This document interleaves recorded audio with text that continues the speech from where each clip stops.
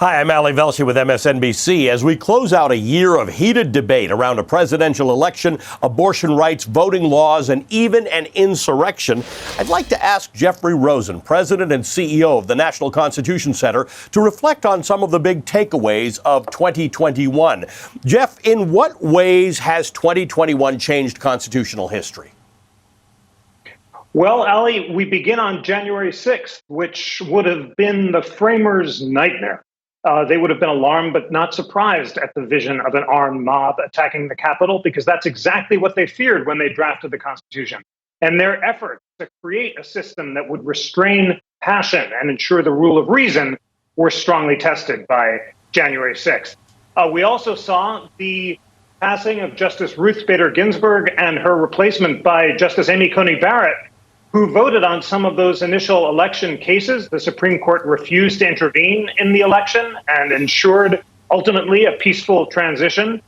And then there were a series of very contested Supreme Court cases. We saw some important 5-4 splits in cases involving voting rights, which was one of the most dramatic cases of last June, and in cases involving whether churches and religious institutions should get exemptions from COVID mandates. We also did see in June some surprising unanimity on the Supreme Court in cases ranging from that cheerleader who had the right to curse on Snapchat to near unanimity in cases involving religious liberty and the requirement that the NCAA compensate student athletes.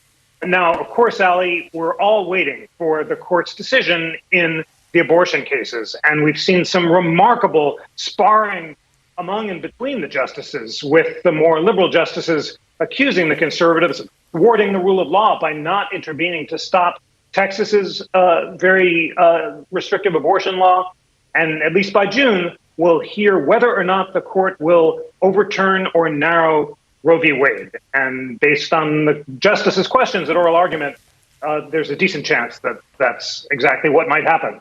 It's been a remarkable opportunity for constitutional education, Ali. And the best thing that all of our viewers can do moving into the new year is to continue to learn about the Constitution.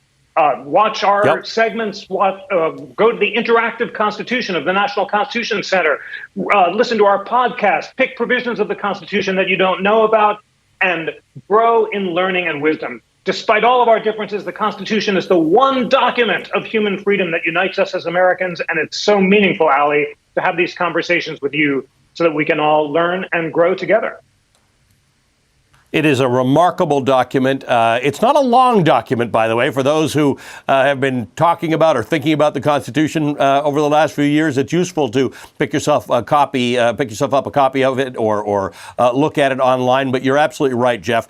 Going to the Constitution Center website and seeing all of this content is really going to be very helpful. Jeff Rosen is the president and the CEO of the National Constitution Center. Be sure to follow Jeff and the National Constitution Center on Twitter @RosenJeffrey and @ConstitutionCTR.